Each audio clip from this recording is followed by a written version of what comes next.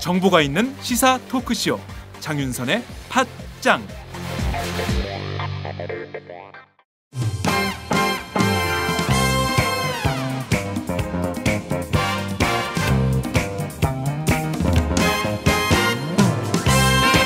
강상구 조성주의 색다른 진보 정치 쾌걸 진보.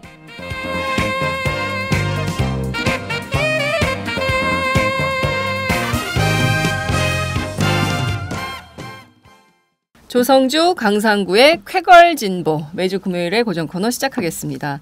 오늘도 어김없이 조성주 정의당 미래정치센터 소장님 나오셨습니다. 어서 오세요. 반갑습니다. 네, 아침 일찍 감사합니다. 네, 자 강상구 진보결집 더하기 공동대표님 나오셨습니다. 어서 오세요. 반갑습니다. 네, 지난 한 주간 어떻게 지내셨어요?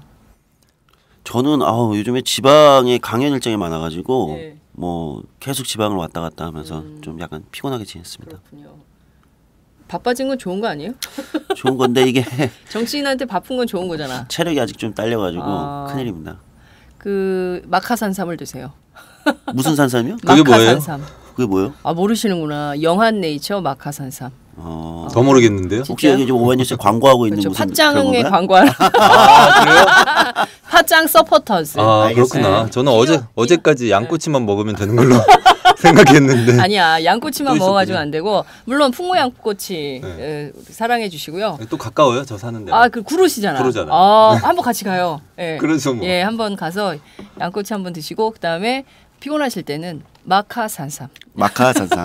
네. 곧 광고 들어갑니다. 예. 많은 애용 부탁드립니다. 다음은 팟짱 서포터즈 1호 광고입니다.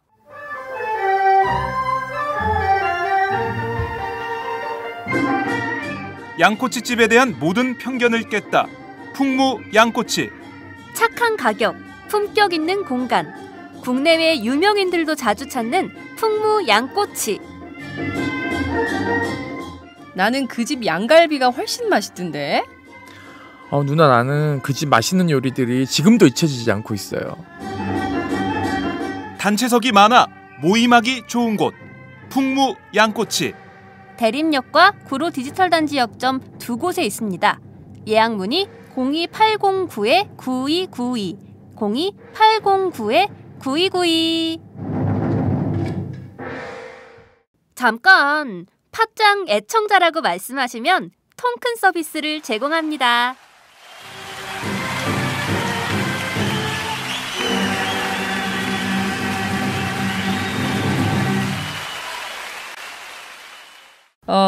강상구 대표님은 어떻게 지내셨어요?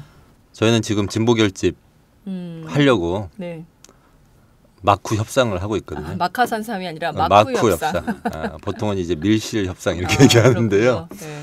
열심히 의견 조율하고 있습니다. 그렇군요. 하느라고 네. 일주일이 정말 바빴어요. 그렇구나. 활약이 대단하다는 소문이 막 머리가 막 부서질 것 같았어요. 하나도 안 부서진 것 같은데. 잠깐만. 그리고 정의당 쪽에서 제가 활약이 대단하다 이렇게 얘기하면 네. 정의당 되는 거 아닌 쪽에서 저 사람이 뭐 하고 다니는 거야 이렇게 얘기할 수 있어요. 발언은 조심해 주세요. 네. 예. 저는 그 미세먼지가 너무 심각해가지고 그렇죠. 없었던 비염이 다시 도졌어요. 약을 먹고 있다가 어제 그 아이들 저녁밥을 차려주고 그 식탁 위에서 제가 졸았나 봐요. 그래가지고 그 애들이 저한테 일하지 말고 자라고. 그래서 깜짝 놀랐어요. 그렇게 살고 있습니다. 우리는 왜 그렇게 바쁜 걸까요? 그러니까요. 아니 마스크 쓰고 다니세요? 마스크 요새 안 쓰고 다니죠. 꼭 쓰고 다니셔야 돼요. 그래요? 네. 그래요? 정말요? 그 약국 가면은 다른 마스크는 효과가 없고요. 네. 황사 마스크라고 써 있는 게 있어요. 그리고 또 구석에 보면 의약 외품 이렇게 적혀 있을 거예요. KF80, KF94 이런 식으로 적혀 있는데 네. 그게 이제 그 미세먼지를 80% 막아준다 이런 뜻이에요. 94는 94%. 그런 거 꼭 쓰셔야 됩니다. 그래요? 역시 네. 대한민국에서 안전하게 살아남기 살아남기 저자답게 안전한 방법. 그 얘기를 하고 싶어서 제가 유인구를 던진 겁니다. 아니 근데 그게 효과가 있어요? 효과가 있죠. 그 예전에 제가 강상구 대표가 페이스북에 올린 걸 봤어요. 중국에서 미세먼지로 한 해에 몇 명이 죽는다고 그랬죠? 그때 쓸 때는 기억을 했는데 지금 기억이 안 나요. 하여튼 많은 숫자가 굉장히 많이 죽어요. 예, 많은 네. 숫자가 미세먼지로 사망한다. 그 점을 각인시켜 줬던. 우리도 마찬가지예요. 아 그래요? 잘 모르죠 사람들이. 네. 예, 그리고 우리 보통 미세먼지 그 수치 보면 뭐 50 마이크로그램, 100 마이크로그램 이런 식으로 표시하는데요. 네. 어제 오늘 뭐 그제 뭐 이렇게 해가지고 한 100, 110, 120 이렇게 됐을 거거든요. 100 올라갈 때마다 네. 노인 사망률이 4% 정도씩 올라갈 거예요. 네. 그렇게 네. 미세먼지. 근데 미세먼지 때문에 돌아가시는지는 모르죠. 그렇군요. 네. 아 정말 이 환경 문제가 지구 온난화 문제와 더불어서 정말 심각한 심각해요. 문제인 것 같습니다. 대한민국에서 안전하게 살아남으려면 이 미세먼지 문제부터 좀 어떻게 해결을 해야 되겠다. 자, 정말 대한민국에 미세먼지만 많은 게 아니라 해결해야 될 산적한 정말 그 정치 현안들도 많은데요. 어제 오후 3시에 드디어 청와대에서 박근혜 대통령이 문재인 대표 또 김무성 대표 원유철 새누리당 원내대표 그리고 새정치민주연합 이종걸 대표 함께 오자회동을 열었습니다. 뭐 기자들이 예상한 대로 각자 하고 싶은 말만 하고 끝난 뭐 이런 회동이 아니냐 이런 평가가 나오는데요. 두 분 어떻게 보셨어요? 뭐 저는 뭐 일단 기자들이 평가하고 크게 다르지 않습니다. 네. 이게 뭐 워낙 그 현안에 대한 인식차가 커서 어쩔 수 없이 이제 서로가 하고 싶은 말만 하고 끝난 것 같은데요. 네. 저는 좀 놀랬던 거는 대통령과 여당 쪽에서는 굳이 왜 이 회동을 했을까? 네.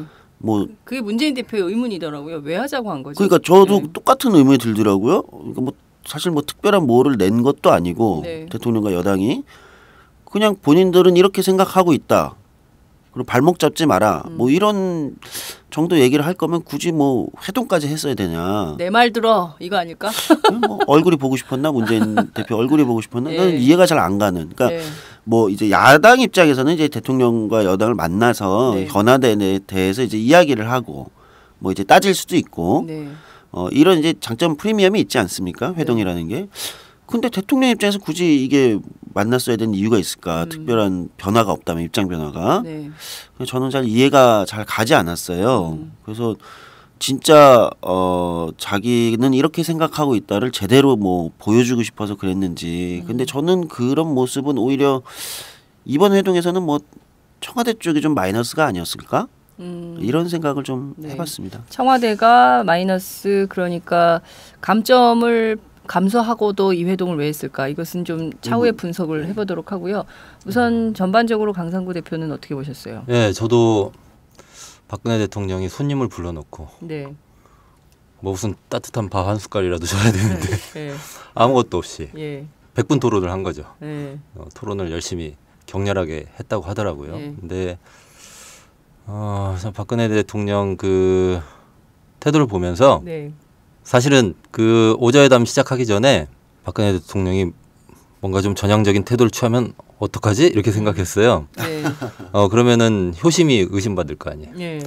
근데 역시 아버지에 대한 사랑이 지극하다. 예. 결코 물러날 수 없다. 이런 것을 어제 확인한. 이 대내외에 천명한 것이고요. 네. 당분간 계속 이렇게 가겠다. 그러니 만인들이여 준비하시라. 그리하시라. 이런 사인 보낸 걸로 저는 이해하고요. 네. 저는 뭐 이건 정말로 뭐 예를 들면 내년 총선 전략이다. 예. 이런 거 정말 아닌 것 같아요. 정말 박근혜 대통령이 네. 사력을 다해서 이것만은 해야 되겠다는 신념 같은 게 있는 것 같아요. 어떤 분이 그 신문 칼럼에 네. 그 효녀 심청하고 비교했더라고요. 근데 제가 생각하기에는 효녀 근혜는 네. 효녀 심청보다 더 효심이 지극하다. 왜냐하면 제가 이거 효녀 심청 스토리가 생각 안 나가지고 찾아봤거든요. 근데 효녀 심청은 그 뭡니까? 막 헷갈려. 근데 효녀 심청은 그 아버지 눈을 뜨기 위해서 네. 아버지의 눈을 뜨게 하기 위해서 네. 공양미 300석. 공양미 300석에 이 성남 바다를 잠재우기 위한 제물로 팔려갔잖아요. 네. 근데 박근혜 대통령은 똑같이 아버지를 위해서 네. 이 지금 성난 대중의 바다에 자기 몸을 던졌는데 네. 이거 뭐 고향민 300석을 얻은 것도 아니고요. 네. 의석 300석을 날려먹게 생겼어요. 근데도 밀어붙이는 거죠. 그게 더 중요하다고 생각해서. 예, 그러니까. 예. 그래서 저는 이거는 이분이 정말 후퇴하지 않고 가겠구나 이런 생각을 강하게 했습니다. 그렇군요. 자, 좀 구분해서 일단 얘기를 좀 해보도록 하지요. 우선 교과서 문제를 먼저 얘기를 할게요. 박근혜 대통령의 역사 인식이 그대로 드러나는 장면이 굉장히 많았는데요. 전체 108분 가운데 40%를 교과서에 할애해서 토론을 했다는 거거든요. 말씀하신 대로 100분 토론. 세게 하신 것 같아요. 그러니까요. 예, 사회자는 누구였을까? 갑자기 궁금해지는 이런 생각이 혹시 좀. 박근혜 대통령이 사회를 본 건 아닐까요? 유체 이탈. 직접 유체 이탈. 그렇군요. 뭐 그럴 수도 있겠네요. 하늘이 됐다가 사회를 봤다가 그러니까. 이렇게 그럴 수도 있겠네요.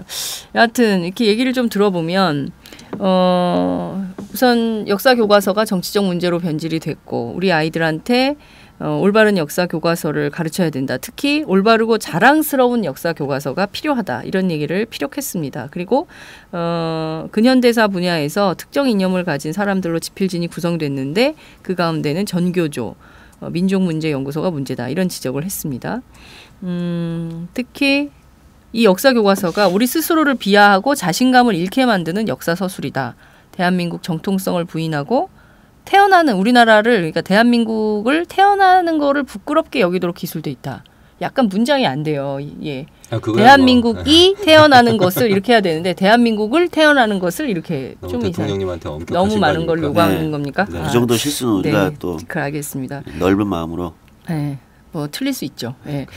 대한민국이 태어나는 것을 부끄럽게 여기도록 기술돼 있다. 어쨌든 전반적으로 비문이 있어요. 여하튼 뭐 넘어가도록 하고 여하튼 이런 거는 우리가 유시민 장관님한테 좀 물어봐야 돼.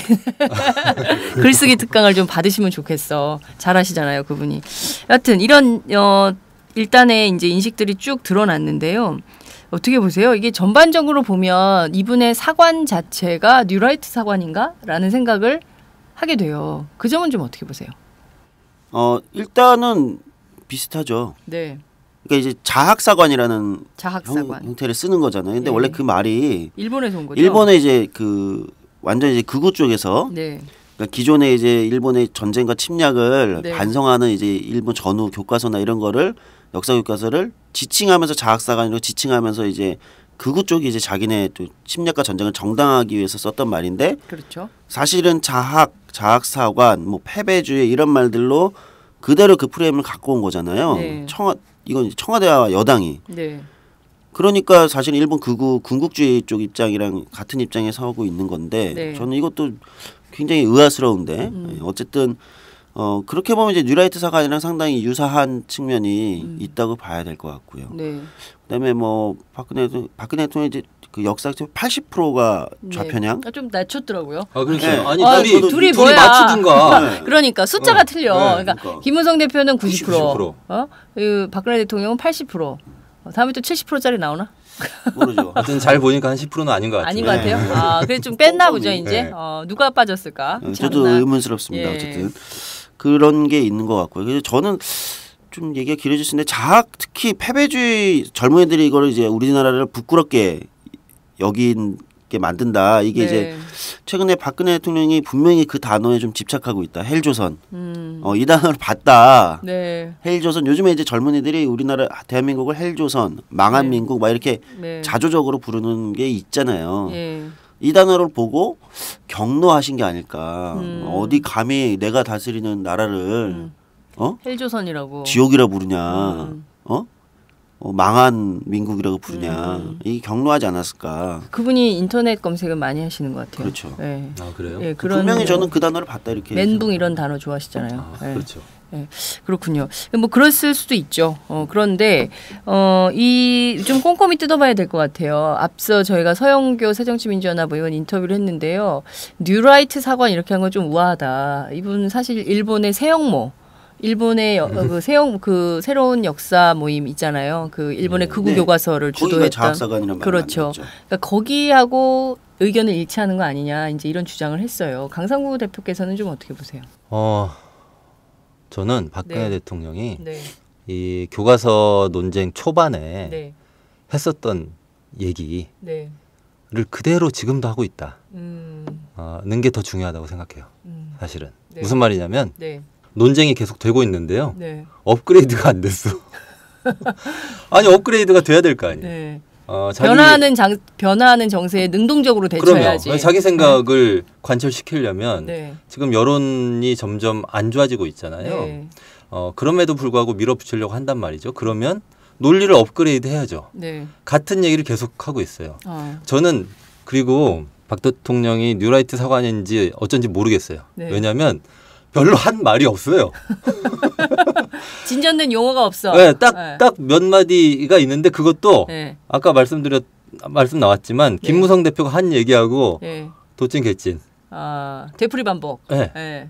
그리고 뭐 더 자세한 얘기를 한 게 없기 때문에 네. 도대체 저분이 사상을 갖고 있는 게 맞나 하는 의심이 저는 솔직히 들고요. 네. 전교조 얘기 또 했잖아요. 네. 전교조 전화해야 되겠어요. 뭐라고요? 고소하시라고. 그러게 지금 김정배 국편 지난번에 수석편자, 고소했잖아요. 예. 그때 그 기자회견문 보면요. 예. 1차 고소 이렇게 적혀 있거든요. 그랬어요? 네. 2차 고소하시죠. 2차 고소가 이제 이번에 2차 시기가 민족문제연구소도 해야 돼요. 네. 박근혜 대통령이 민족문제연구소도 걸고 넘어지셨거든요. 근데 네. 저는 이렇게 대통령이 특정 단체에 대해서 검열하면서 이분들이 특정 이념을 가진 사람들로 지필진이 구성이 돼 있고 특히 이제 전교조 민족문제연구소를 이제 찝어서 얘기를 했는데 무슨 알레르기 반응 같은 게 있는 것 같아. 이 단체에 왜 그러는 이렇게 걸까요? 찍고 넘어가면 안 되죠. 네, 진짜. 대통령이. 네, 대통령이 그렇게 근데 뭐 굉장히 위험하죠. 지난번 방송에선가 네. 얘기했지만 어쨌든 전교조는 양념 같은 거니까. 네. 뭐 꼭 필요한 존재예요. 근데 이제 그런데 이것도 그러니까 제가 보기에는 논리가 업그레이드 안 됐다는 거예요. 처음 생각 그대로 그냥 밀어붙이고 있는 것이고. 처음 생각 그대로. 예. 처음처럼. 박근혜 대통령은 처음처럼. 처음처럼. 그 글씨체 안 글씨체만 바꿨나요? 그 민간 회사라서 함부로 못 바꿉니다. 예. 소주 국정화해야 돼. 글씨체도 못 바꾸고 이게 나라 꼴이 뭡니까? 소주 국정화해야 돼. 네, 뭐야 이게? 예? 소주 국정화. 그건 좀 끌리는데. 국정소주. 그렇죠? 국정소주. 국정소주. 근데 이게 예전에 네. 이 논쟁이 처음 시작될 때 네. 이제 뭐 그 대선 때 나왔던 100년 전쟁인가요? 이제 그 동영상에 박근혜 대통령이 경로했다. 그리고 그때부터 마음을 먹고 있었다 예를 들면 뭐 이런 얘기가 있었잖아요. 근데 네. 이번에 민족문제연구소를 언급하는 걸 보면서 네. 그게 사실이었구나. 그러니까 이게 이분이 한번 앙심을 품으면 네. 반드시 복수를 하시는구나. 이거를 또 한번 재차 확인할 수 있었던 것 같아요. 그러니까 그리고 저는 네. 박근혜 대통령이 국가에 대해서 자긍심을 가져야 된다라고 네. 얘기하셨는데 예. 부끄러운 줄 알아야 된다 이렇게 생각합니다. 제가 극존칭 쓰기로 했는데 지금 예. 이게요. 작년에 우리 세월호 때 한 명도 못 구하고 이러면서 우리에게 국가가 있느냐 네. 이런 질문들을 많이 했어요. 그리고 1년 만에 이제 그 한 명도 못 구한 국가는 헬조선이 됐습니다. 네. 무슨 7포에 N포에 이민계까지 만들어지는 상황인데 아니 자기가 자긍심을 가질 수 없게 국가를 이 모양으로 만들어 놓고 네. 자긍심을 가지라고 강요하는 거죠. 아니 무슨 밥을 먹을 만한 걸 차려놓고 네. 진수성찬 아닙니까? 이렇게 얘기해야지. 네. 썩은 음식을 놓고 빨리 좋아해라. 이렇게 얘기를 하는 걸 누가 수긍하겠습니까? 저는 그 국가에 대한 태도만큼은 네. 웃음기 빼고 냉정하게 네. 박 대통령에게 심각하게 고민해야 된다라고 얘기하고 싶어요. 네. 본인이 여왕인 줄 알아요. 예. 여왕. 여왕. 네. 퀸. 퀸. 예. 박퀸해. 박퀸해. 퀸. 박퀸해. 예. 예. 이분 미국 갔다 오셨으니까. 그렇군요. 미국- 미쿡해 다녀오셨기 그러면 때문에 이번에 박퀸해. 기술도 못 받아오고 그러니까 사진만 받아오고. 그러니까 예. 주차비만 세게 냈어요. 그러니까. 정말. 주차비가 그렇게 비싼지 몰랐어. 펜타곤에. 그러니까.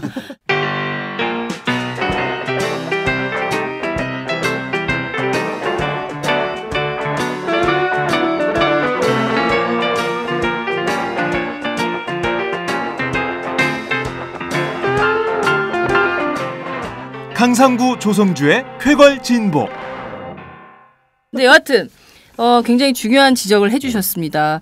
박근혜 대통령이 아이들이 자부심을 가질 수 있는 자랑스러운 교과서가 필요하다고 말씀을 하시는데 정작 본인은 지금의 현실은 아이들이 우리는 헬조선이야. 그렇죠. 망한 민국이야. 아이들이 이렇게 얘기를 하고 있다면 대통령 스스로 생각을 돌아봐야 되는 거죠. 그리고 처음처럼을 유지할 것이 아니라 처음에 내가 뭘 잘못했나? 좀 돌아보고 반성하면서 새로운 스텝을 밟아줘야 되는데 그 스텝 그대로 갖고 가겠다. 이런 주장을 하면 이거 곤란하다. 이런 건데요.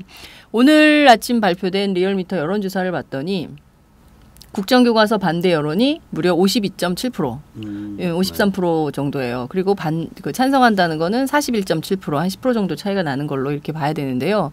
자, 이 국면에서 이게 저는 더 벌어질 수 있다고 생각하거든요. 어제 회동 이후에 뭐야 이런 여론이 저는 생길 것 같아요. 말씀하신 대로 왜 만났어?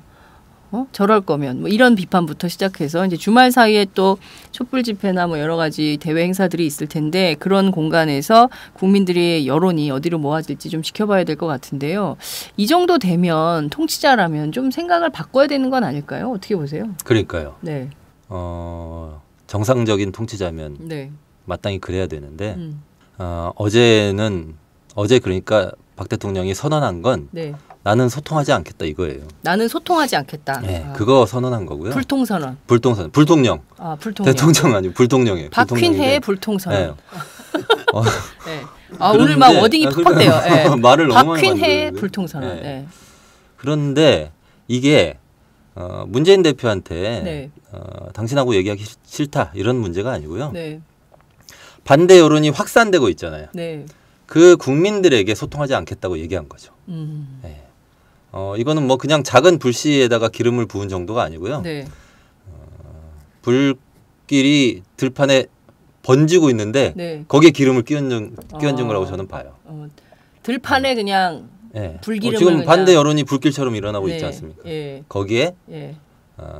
활용정을 찍어주셨어. 찍어주신 거죠. 확 찍어주신 거예요. 그렇군요. 그러니까 아무리 생각해도 어제 청와대 오자 회동은 네. 청와대 마이너스, 여당의 마이너스가 네. 될 수밖에 없는데 네.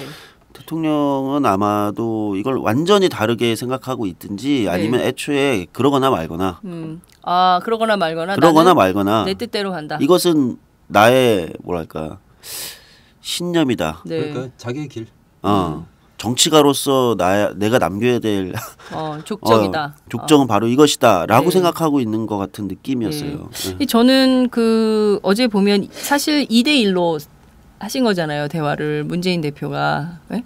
2대1 그렇죠. 혹은 3대2 뭐 이런 이제 그 구성으로 봐야 되는데 자 2대1의 구성으로 싸울 때 김무성 대표가 이렇게 얘기를 하잖아요. 문재인 대표가 친일 독재 미화하는 시도는 그만해야 된다. 중단하시라라는 요구를 할 때 김무성 대표가 고마해라.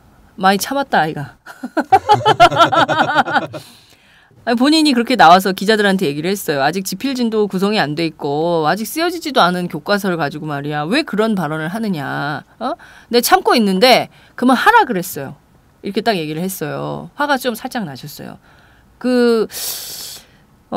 참고 있다라는 이 발언이 저는 굉장히 크게 와닿더라고요. 뭘 참고 있다는 걸까요? 네? 그분은 뭘 참고 있다는 걸까요? 아니 근데 네. 김무성 대표는 네. 평소에 자주 참아요. 그래요? 그러면 지난번에 박근혜 대통령 많이 참죠. 그분이 많이 참아요. 그렇죠? 네. 네, 많이 참아요. 네. 그리고 3번 참았어요. 네. 네. 욱 하려고 하다가도 네. 바로 또 참죠. 네. 이분이 참을 인자를 넣고 다니나 봐 주머니에. 그러면. 그래가지고 하나씩 꺼내나? 네. 그런 분이어서 네. 이번에도 네. 아니 근데 이분은 주로 박근혜 대통령한테만 참는 분인 줄 알았더니 그렇죠. 뭐 다 참는군요 골고루. 아니 그리고 솔직히 말해서 뭘 참았죠? 그러니까요. 그동안 할 말 다 했잖아요. 저도 이해가 안 가던데. 네, 저는 그 워딩이 정말 전혀 이해가 안 가는 워딩이었어요. 그러니까 뭐를 참고 있고, 그러니까 뭐 지금 여야 간에 이 문제에 대해서 지금 뭐 예를 들면 여당에서 뭐 어떤 정도의 타협안을 제시한 게 있는 것도 아니고, 네.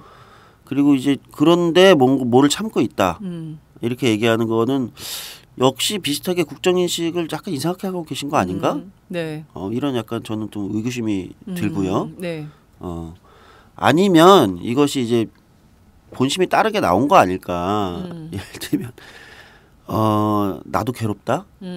뭐 이런 게 나온 걸까 본심이 예. 엉겹결에. 네. 그러니까 나도 괴롭다는 건 무슨 얘기예요? 이렇게 아니 국정교과서 이거 드라이브는 청와대가 주도해서 먼저 붙인 거잖아요. 예. 나도 그럼 원치 박근혜 않는다. 대통령에 대해서 참고 있는 건가요? 혹시 사람이라는 게 그러니까 사람이라는 게 이게 그렇군요. 욱하면 네. 진짜 본심이 이게 농담은 왜 진심을 이렇게 반영한다고 네.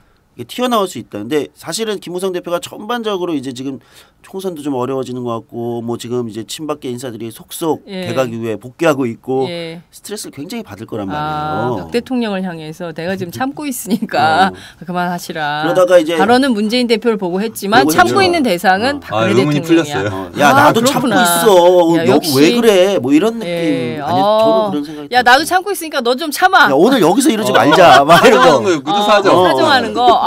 그렇군요. 야, 그런 독특한 느낌이죠. 시각이에요. 네. 이런 분석 이 방송만이 많이 할 수 있는 유일한 방송입니다.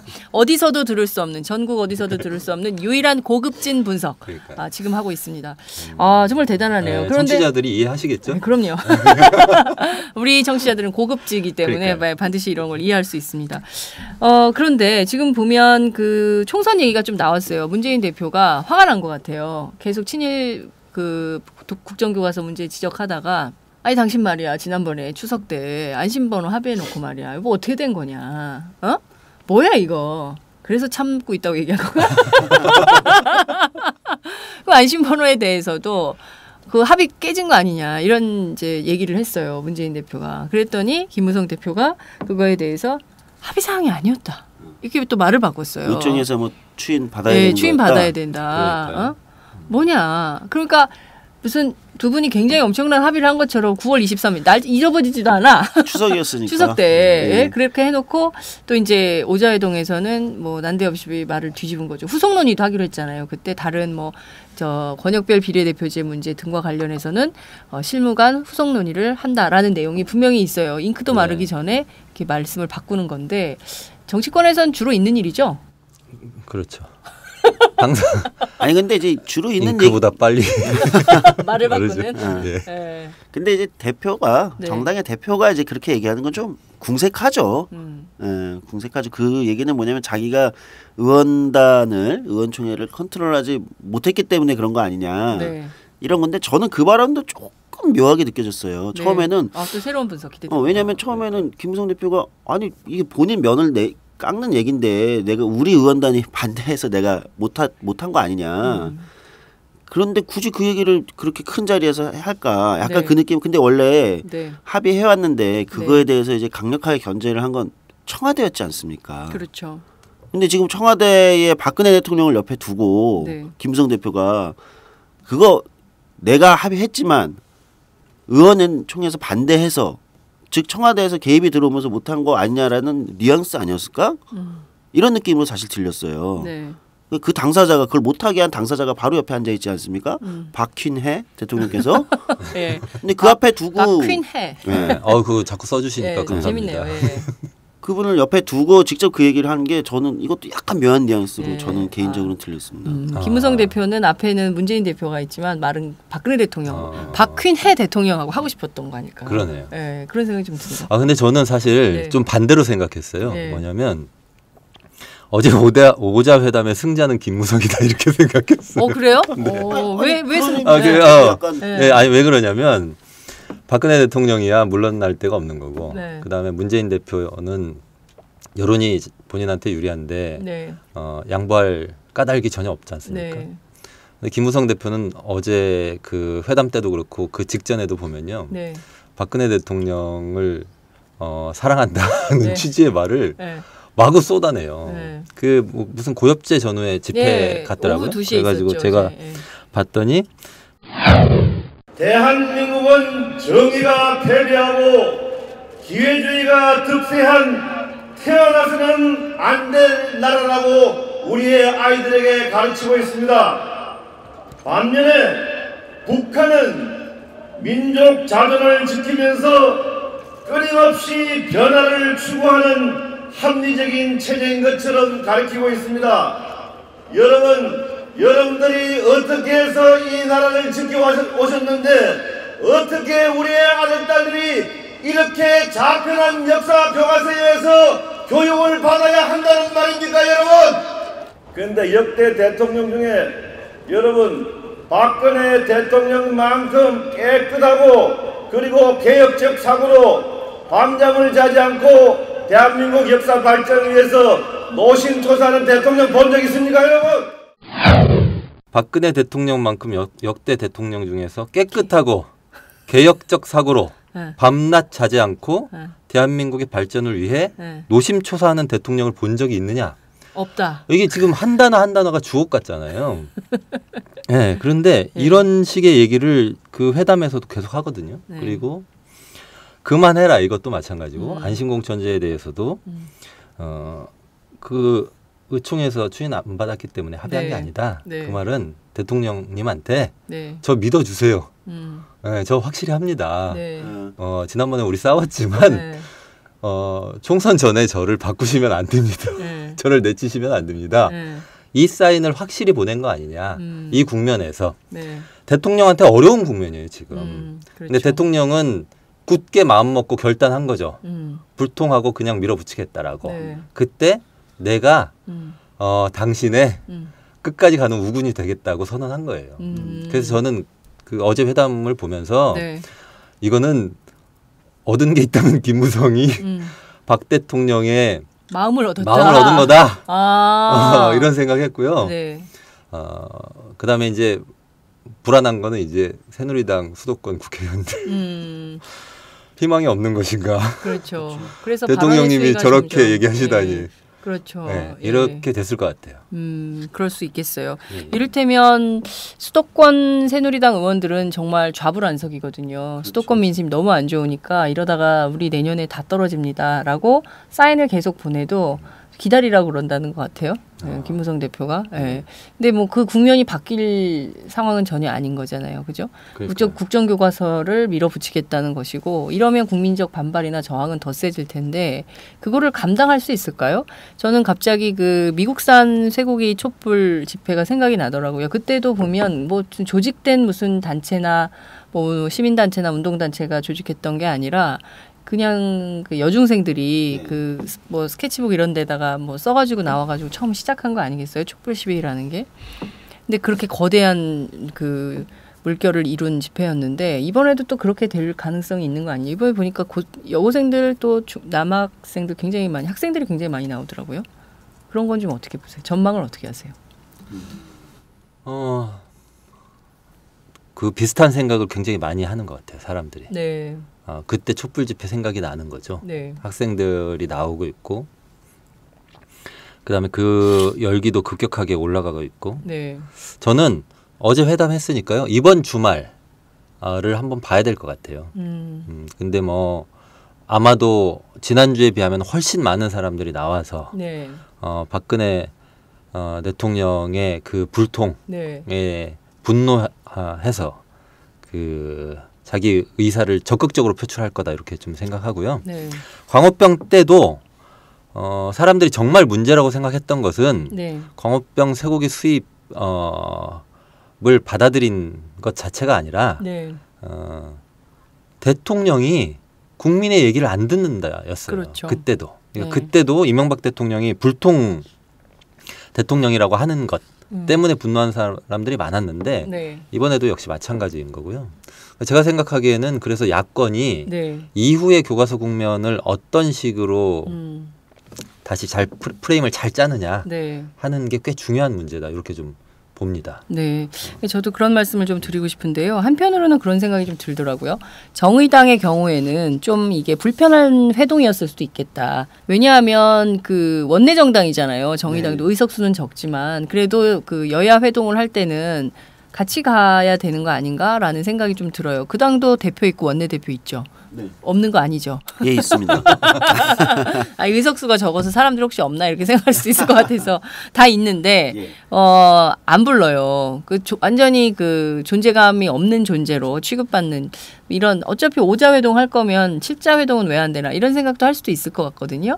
근데 그런 점에서 볼 때 이게 굉장히 좀 불편한 회동이었다 이렇게 볼 수도 있을 것 같고 또 다른 측면에서는 지금 야권연대 비슷하게 하고 있지 않습니까? 교과서 관련해서 야권 지도자 연석회의를 하고 있는데 이거하고 조금 뭐 어떻게 관계가 설정이 되는 건가 이런 것도 좀 궁금한데요. 그건 좀 어떻게 보세요? 근데 이제 사실 뭐 냉정하게 보면 네. 기존에 이제 청와대 회동 보통 여야 간의 회동을 할 때 뭐 소수정당 당시 민주정당 있을 때도 이제 같이 만나지는 않았었잖아요. 이제 제1야당하고 이제 여당하고 해서 일단 만나고 그다음에 이제 따로 이제 뭐 비교섭 단체 이렇게 해서 이제 대통령을 만남을 한다는 뭐 고 노무현 대통령 시절에도 그랬고 뭐 그건 이제 큰 변화는 없었기 때문에 네.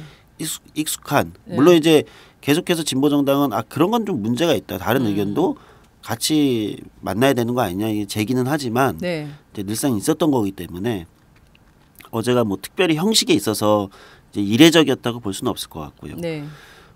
그럼에도 불구하고 어쨌든 지금 야권 지도자 연석회의를 통해서 이제 공동 캠페인을 이제 진행을 하고 있고 네. 그저께부터 공동 캠페인을 진행했고 오랜만에 이제 야권이 공동의 행보를 어떤 단일 이슈로 네. 보이고 있다는 측면에서 이제 정의당도 이걸 제안했었던 거고 그런 측면에서 이제 사실 불편하다기보다는 오히려 지금은 정의당 입장에서는 대응을 이제 적절한 수위에서 잘 하고 있다. 네.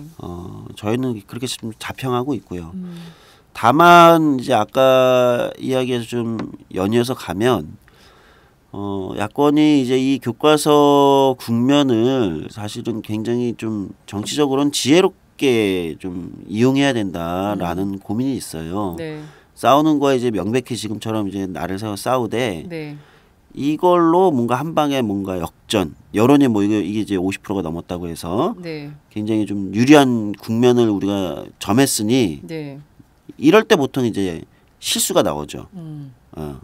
이게 보통 이제 뜰 때 이제 오버가 나오는 경우가 많은데 네. 여기서부터 약간 저는 오히려 수위 조절 네. 예를 들면 이제 이런 걸 좀 할 필요가 있다. 이런 생각이 저는 듭니다. 어떻게 공동 대응하는 게 근데 저는 그 점에 대해서는 제가 지난번 방송에서도 프레임 얘기를 계속 했는데요. 네. 사실은 이게 국정교과서 국면은 어느 정도는 시한이 정해진 싸움이잖아요. 네. 네, 행정예고가 11월 그렇죠. 2일까지인가요? 네, 거의 그럴 거예요. 예. 그럴 거고요. 그래서 박근혜 대통령은 일단 그때까지 버텨보자 이런 생각도 있는 것 같은데 네. 그 시기가 지나면 네. 아마 청와대는 더욱더 민생 좀 하자 이렇게 얘기할 거라고요. 근데 그것에 대해서 문재인 대표도 어제 회담에서 경제가 어려운데 왜 국정교과서 추진하시냐 이렇게 말씀하셨잖아요. 근데 박근혜 대통령이나 문재인 대표나 지금 현재 상황을 이해하는 기본적인 틀은 비슷해요. 먹고 사는 문제와 네. 국정교과서는 떨어져 있는 문제라고 생각하시는 거죠. 먹고 사는 문제와 국정교과서는 네. 별개의 별개의 문제라고 네. 생각하시는 거예요. 근데 네. 이렇게 되면 국정교과서를 놓고 싸우는 싸움이 더 이상 어려워질 때 네. 예를 들면 11월 2일 이런 어떤 국면이 지나잖아요. 네. 그러면 그 동력을 계속 끌고 가기가 쉽지 않아요. 사실은 먹고 사는 문제와 국정교과서 문제가 같은 문제다라고 설명할 수 있어야 된다고 저는 보고요. 네. 그래서 뭐 지난번에 제가 역사 독식, 경제 독식, 네, 정치 독식 네. 얘기했다가 네. 장 기자님이 싸늘하게 저를 바라봐 주셨잖아요. 네. 그래서 아니, 혼자 먹지 않겠다고 그랬는데. 네. 그래서 저는 그 새정치민주연합이 내건 구호 중에서 네. 민생 파탄, 역사 파탄 이 구호가 제일 괜찮더라고요. 그러니까 연결시키는 거예요. 네. 네. 사람들이 먹고 살기 힘든데 네. 정부는 친일 독재 교과서 하려고 한다. 이게 지금까지의 논리였잖아요. 근데 이제는 저는 그 독재 교과서가 과거의 독재 사실을 찬양하는 네. 교과서다 이런 얘기뿐만 아니라 교과서 독재에 대해서 얘기를 해야 된다. 교과서 독재. 네. 뭐냐? 대통령이 다 하려고 한다. 혼자. 소통하지 않고 네. 여기로 가야 되고요. 여기서 더 나가면 그게 노동법 개혁의 문제와 연결되는 것이고 뭐 또 다른 문제 이번에 뭐죠 어제 민생 네, 경제 하자고 경제 뭐 3법 예, 그것도 사실은 민생 재벌 독식이죠. 3법 재벌 독식. 뭐 그런 거 해야 된다고 하는 얘기가 다 연결되는 거다 결국. 그러니까 교과서 문제를 빨리 짚고 빨리 해결하고 나서 민생 네. 챙기자고 얘기를 하지만 사실 이거는 네. 역사를 빨리 죽이고 네. 민생도 죽이자는 얘기예요. 그렇게 가야 교과서 국면이 수그러들더라도 네. 이후의 싸움을 계속 할 수 있다. 저는 이렇게 보고 예산안 처리하는 국면 들어가고 네. 그다음에 11월 2일 지나면 11월 13일까지 선거구 획정해야 돼요. 그렇죠. 그 국면에 교과서 얘기를 야당으로서도 또 언제까지 할 수 없거든요. 이게 이어지는 논리를 개발하는 게 굉장히 시급하다 저는 이렇게 그렇군요. 생각합니다. 정확하게 제가 그 고민했던 것들을 강상구 대표님이 네. 짚어주셨습니다. 그 타이밍을 굉장히 잘 고민했네요. 그러니까 이제 아까 이제 거리 집회의 가능성 이런 게 있는데 그건 이제 언제든 가능성이 있고 네. 그런 것들이 이제 당연히 이제 다양한 시민들의 자발적인 어떤 참여나 진출은 이제 적극 네. 보장 또는 독려되어야 되는 것이겠죠. 네. 그런데 이제 우리가 많이 해봤잖아요. 거리에서 이제 네. 2000년 벌써 이제 오래됐네요. 10년도 네. 넘게 매번 촛불을 너무 많이 들어봤는데 뭐 전략 전술적인 측면에서도 사실 그 집회도 고려를 고민을 해야 된다. 이제는 우리도 선수가 됐다. 네. 촛불 드는 사람들도 네. 나올 때도 이미 이런 좀 전에 강상구 대표가 했던 이런 타이밍들을 고민하며 네. 할 필요가 있겠다 이런 생각도 들었습니다. 그래서 굉장히- 죄송해요. 네. 그 집회와 관련해서는 네. 그 촛불 집회 2008년에 했을 때도요. 네. 광우병 얘기로 시작했지만 그렇죠. 사람들이 이명박 대통령이 하도 말을 안 들으니까 그때부터는 이명박 대통령이 주요하게 추진하려고 하는 핵심 정책들에 대해서도 문제 제기를 시작해요. 민영화 얘기가 나오고. 네, 그래서 민영화 반대 막 이런 피켓 들고 나오거든요. 네. 그러니까 이슈가 확산되는 거죠. 확장되는 그렇죠. 것이고 그 확장된 이슈의 초점은 모두 불통 대통령으로 맞춰지는 상황이었어요. 그때도. 예. 지금도 저는 유사하게 가야 되겠다. 새로운 앞으로 진행되는 집회에서도 다른 의제들이 실제로 나올 거라고 보고요. 네. 이미 나와 있죠.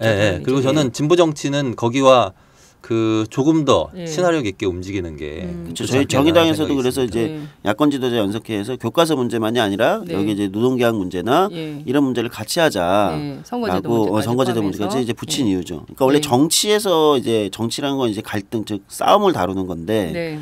정치에서 갈등을 다룰 때는 보통 이렇게 얘기합니다. 그러니까 싸움이 붙으면 구경꾼을 최대로 많이 모으는 쪽이 이기는 거다. 구경꾼을 많이 모으기 위해서는 다양한 구경꾼들이 올 수 있는 이슈를 확산하는 것이 네. 굉장히 싸움에 유리한 거거든요. 그런 측면에서 이제 행보나 우리 야권에서 포지션을 잘 잡아야 되고 진보 정치의 역할은 어떻게 보면 또 거기에 있다고 봐요. 처음에 새정치민주연합의 친일 독재 미화 이렇게 딱 들고 나왔을 때 이 네. 프레임만으로는 오래 못 간다. 이 싸움이 아주 좁은 싸움이 되는 거죠. 예, 기간이 짧은. 그렇죠. 네. 기간이 짧은 싸움이 되는 거고 예. 거기에는 이제 그 이슈는 이제 어쨌든 한정된 이슈잖아요. 예. 이거 이제 넓히는 데 있어서 이제 정의당이 이제 그런 제안을 했었던 거고 또는 이제 진보 정치에서 이제 그런 적극적인 붙어줬던 거고 이게 네. 이제 그다음에 계속 확산될 수 있도록 우리가 노력을 그렇군요. 더 경주해야 될 것 같습니다. 이슈의 확산에 굉장히 근데 뭐 이게 뭐 만든다고 해서 만들어지는 것은 아닌 것 같고요.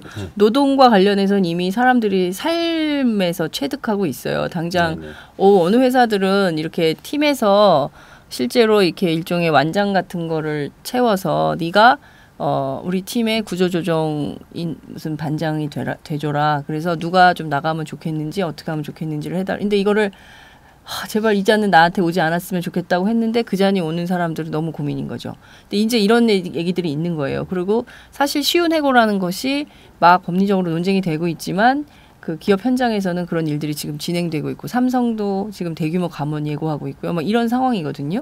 그러니까 노동 현실은 점점 열악해져 있기 때문에 그 부분에 대해서도 국민들이 목소리를 낼 가능성이 있다. 그렇지만 이게 역사 교과서 문제로 시작된 이슈지만 이것이 결국에는 경제 문제로 노동 문제로 그리고 그 밖에 다른 이슈 정치 현안으로 이렇게 넘어가서 결국에는 큰 거대한 물결을 이뤄야 된다 이런 건데 또 이게 야권이 막 또 하다 보면 또 잡음도 많아요.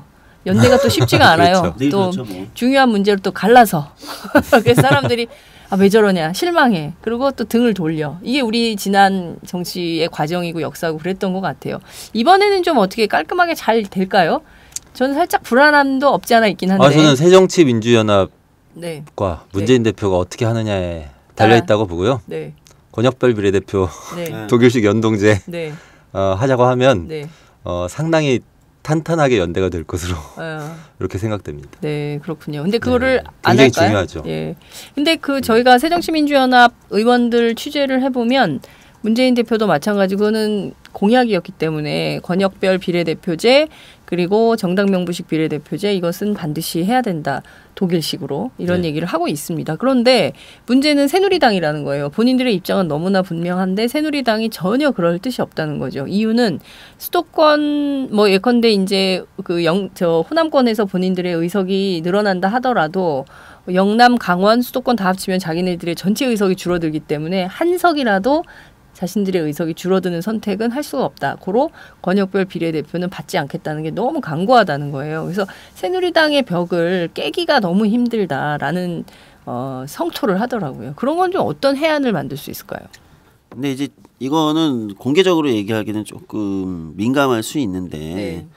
그러니까 공개적으로 이제 얘기해 주세요. 예, 원칙적으로 이제 권역별 민감한 거 비례대표제 좋아해. 또는 뭐 그거보다는 이제 더 중요한 건 이제 연동형인데 네. 정당명부 연동형인데 이 문제에 대해서 이제 뭐 새정치민주연합도 그렇고 이제 정의당의 입장이 뭐 확고한 거고 네. 새정치민주연합도 이제 기본적으로는 그 입장이라고 얘기하지만 그것이 당론이라고 얘기가 안 돼요 사실은. 공약이었긴 해도 그게 지금 당론이냐 이렇게 하면 사실 명확하게 당론이라고 얘기하지는 않아요. 왜냐하면 새정치민주연합에서 심지어 뭐 조경태 의원님 같은 경우는 비례대표를 뭐 그분 요새 악수 안 하는 사람들 많아졌어요. 아, 그래요? 당 안에서 네. 제가 취재를 좀 했거든요. 조경태 의원 요새 발언 수위가 점점 높아지잖아요. 저는 뭐 충격적인 네, 근데 수준의, 그런 발언에 대해서 제가 그 몇몇 의원들한테 물어봤더니 조경태 의원이 악수를 해도 쌩 하는 분들이 많대요. 네. 그런 것도 있고 이제 그분이 대표는 아닌 거죠. 그렇죠. 네. 네. 근데 제가 고민되는 건 이제 네. 그 안에서 이제 조경태 의원님만이 아니라 지난번에는 그 다른 분들도 이제 예를 들면 이게 당론이라는 게 명확하지 않은 거죠. 지금 사실 새정치민주연합에 연동형이 당론이냐 네. 그렇게 딱 하면 당론이라고 얘기하지는 않는 거예요. 네. 그럼 이 사이에서 이제 어쨌든 조율이 되는 건데 저는 이제 거기서 좀 불분명하다 새정치민주연합의 입장이라는 것이 네. 그런 고민이 좀 있어서 어느 정도 근데 이제 선거구를 획정하는 거는 선거제도 개혁을 하는 건 사실 새누리당이 또 자기들 마음대로 밀어붙일 수도 없거든요. 반대를 계속 할 수는 있지만 네. 새누리당이 원하는 대로 이걸 100% 밀어붙일 수 있는 것도 아니잖아요. 이게 3분의 그렇죠. 2죠. 강성호 네. 대표님. 아마 이 개정을 하면 3분의 2일 겁니다. 이게. 그래요? 예. 그래서 한쪽이 비토를 하면 안 되는 거예요. 네, 아니 그리고 특히 이거는 게임의 룰을 정하는 네. 것이기 때문에 그렇죠. 한쪽의 반대가 있을 때는 통과가 안 되도록 돼 있어요. 그래서 아마 거기에 걸려 있는 것 같고 그렇죠. 묘수가 필요한 상황인 것 같아요. 그래서 저는 정의당에서 제안한 거는 괜찮다고 봅니다. 지금 비례해서 네, 예를 들면 절반을 병립으로 하고 절반이라도 연동형을 하자 예를 들면 또는 그 과정에서는 뭐 일정 정도 네, 타협을 할 수 있다. 네. 이런 거 또는 의석수를 지금 한 3에서 4석 정도 늘려서 303이나 4로 해서 네, 5에서 6 조율하자. 얘기 나오던데 3에서 4였나요? 처음에는 303이었거든요. 네. 근데 뭐 5에서 6 나왔다면 좀 진전됐나 보죠. 뭐 그렇게 한다든지 이일 이제 의석수를 조정하자는 것과 네, 여기서 비례해서 이제 연동형을 그럼 절반이라도 하자. 네, 그러면 이제 일정 정도 조정이 가능하지 않겠냐.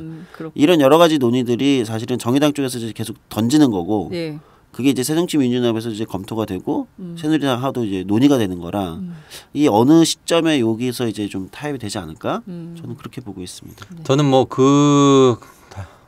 다양한 안 네, 이런 건 있을 수 있는데요. 네, 지금 국면에서는 어쨌든 국정교과서 문제로 이 지금 타오르고 있는 네, 반 새누리당 네, 그 분위기를 예, 선거제도 개편까지 쭉 이어나가는 데에 네, 힘을 쏟아야 된다. 네, 저는 그게 핵심이라고 봐요. 그래서 그게 되면 되는 만큼 제도가 좋아지겠죠. 네, 지금 그런 상황이고요. 네, 제가 걱정되는 건 오히려 국정교과서 국면이 끝나면 네, 마치 아무 일도 없었다는 듯이 네. 다시 국회로 돌아가고 그거랑 상관없이 그냥 정치 정치 일정. 논의하고 뭐 이런 분위기가 될까 봐 걱정인 건데 네, 국정교과서는 지금까지는 민주 반민주 구도의 싸움이었고 그래서 새정치민주연합이 적극적으로 나서고 1인 시도 문재인 대표 직접 하시고 이랬지만 네. 그 전에 다른 의제 관련해서는 그렇게 안 하셨잖아요. 요 국면이 끝나고 나서 다시 그렇게 될 수도 있겠다는 걱정이 있는 거고 네. 그렇게 되면 야권연대도 공고해지지 않죠. 그러면 지금 있는 그 3자 연석회의 틀도 네. 다시 또 유야무야될 가능성이 그렇죠. 있다. 힘을 받을 힘을 수가 받을 없습니다. 수가 없다. 그러니까 결과적으로 이 국정교과서 국면이 마무리되는 시점이 되면 그때는 모든 것이 원점으로 다시 돌아가서 언제 그랬냐는 듯이 각자 정치 그러니까요. 일정을 갑자기 또 이럴 수도 얌전해져가지고 있겠다. 그럴 것 같아서. 근데 그럴 수 있겠습니까? 이렇게 많은 국민들의 반발이 있고 근데 이게 뭐 어느 날 갑자기 저는 가능성이 있다고 봅니다. 그래요. 이 와중에 지금 뭐 경기 고양 덕양 쪽에 저 이제 심상정 대표가 있는 지역구죠. 네. 거기에 이제 새정치민주연합에서 걸린 플랜카드 제목이 딱 이렇게 걸려 있습니다. 2016년 야권 연대는 없습니다. 이 와중에 그런 플랜카드가 걸려 있어요. 아니 그걸 왜 걸은 거예요? 뭐 거기 당협위원장이 거신 거 아니에요? 네, 거신 거죠.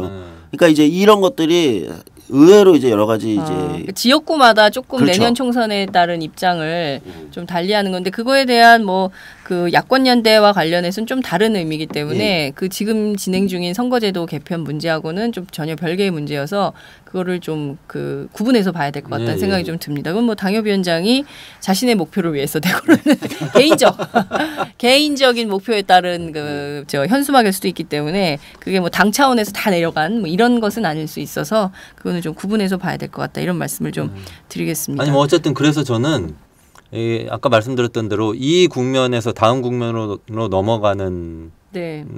다음 스텝. 네. 네. 다음 스텝을 굉장히 잘해야 된다 이렇게 네. 생각하고요. 네. 그래서 의제도 확산되고 네. 사람들의 관심도 더 키워나갈 수 있도록 하고 이렇게 해야 된다고 보고요. 네. 또 뭐 이게 아예 안 될 거라고 생각하진 않아요. 왜냐하면 새누리당이 자꾸 오버할 거예요. 네. 새누리당이. 예. 아니 그거는 저는 비교적 확신하는 편인데요. 왜 그러냐면 밀리고 있잖아요. 예. 근데 대통령은 고집이죠. 그러면 자꾸 스텝이 꼬여요. 자꾸 실수하죠. 네. 이미 그런 걸 많이 했습니다. 유관순 열사가 교과서에 없어요. 이런 거. 그런 거. 네. 그런 거라든가 아니면 뭐 그 행정예고가 의견 수렴하는 기관인데 네. 국민들 의견 수렴은 안 하고 자기들 의견을 막 얘기하고 있잖아요. 네. 광고로. 네. 이런 게 더 심해질 거다. 광우병 때도 그랬어요.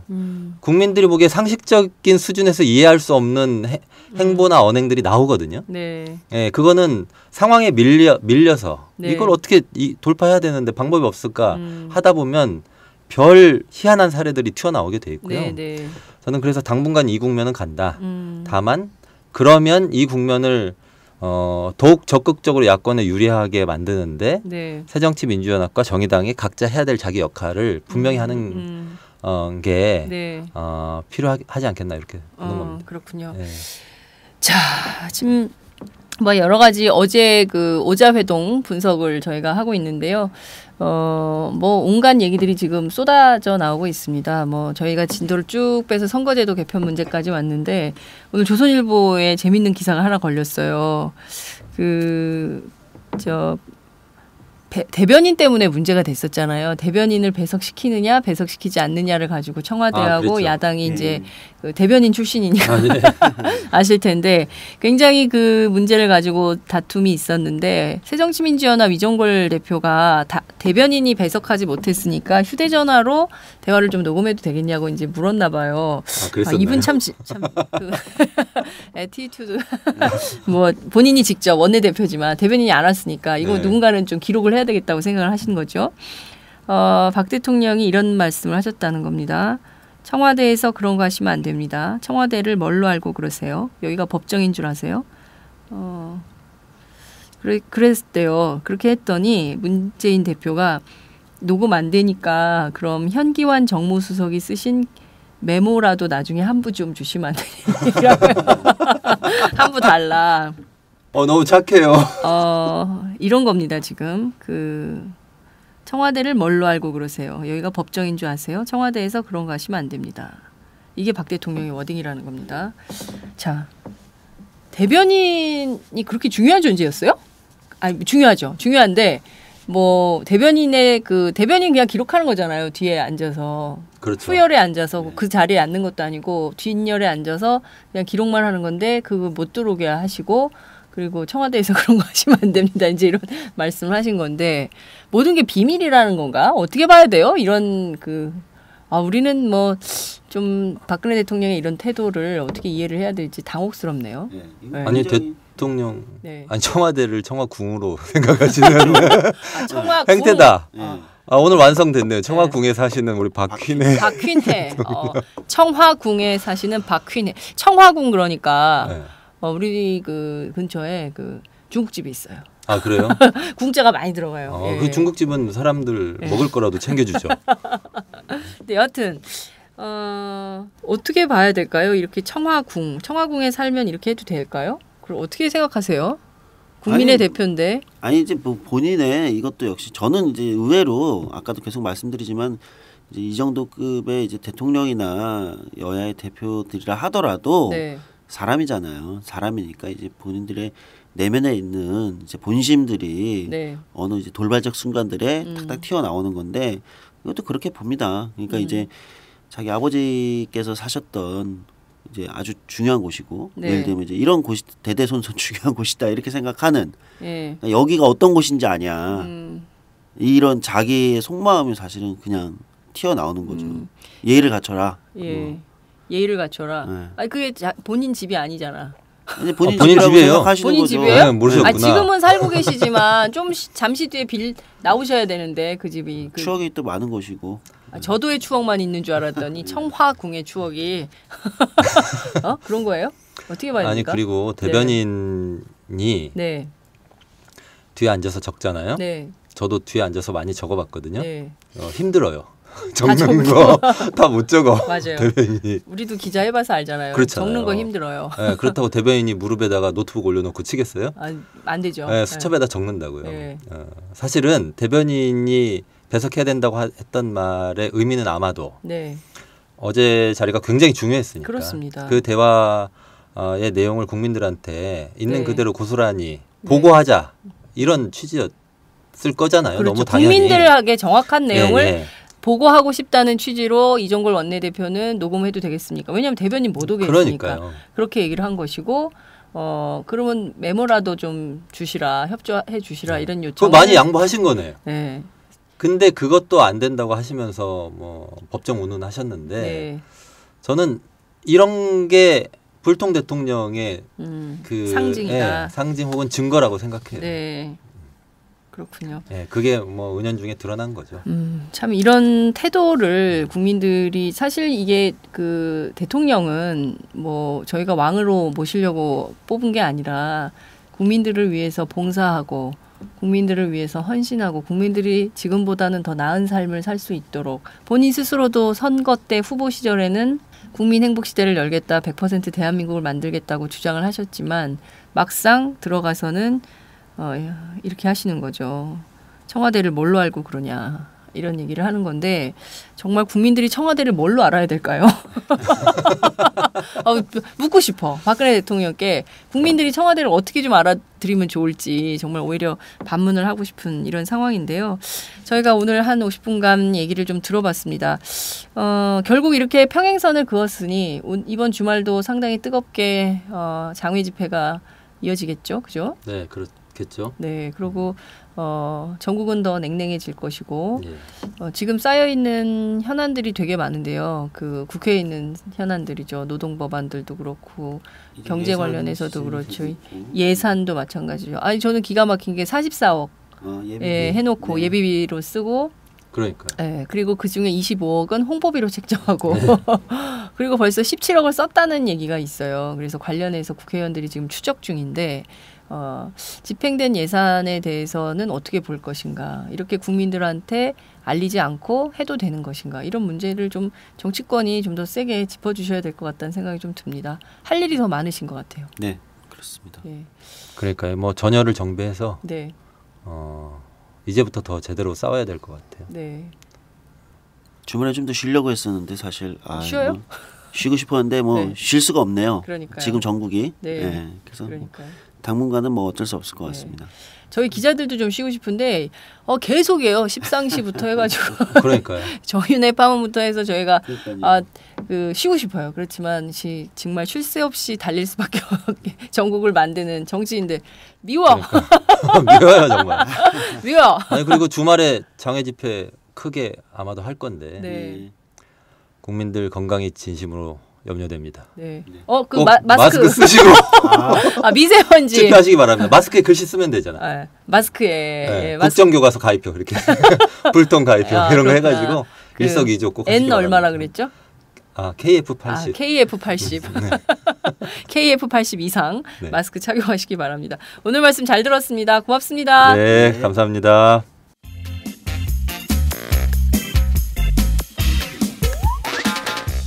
매일 정오 여러분의 점심시간 맛있게 씹어드실 뉴스를 보내드리는 장윤선의 팟짱. 매일나 신선한 뉴스를 맛보고 싶으시다고요? 보수 언론이 대충 훑고 지나간 뉴스 그 이면의 진실을 알고 싶으시다고요? 그렇다면 여러분의 곁에 장윤선의 팟짱이 있습니다. 좋아요와 구독하기로 응원해주세요. 포털사이트 검색창에서 장윤선의 팟짱을 치거나 모바일 앱스토어에서 팟빵 클릭 후 장윤선의 팟짱을 들러주세요. 요거 재밌네 할 때는 과감하게 좋아요를 눌러주세요. 여러분의 꼼꼼한 사랑이 팟짱을 키웁니다. 장윤선의 팟짱 애청자 여러분, 좋아요와 구독하기 꼭 부탁드립니다.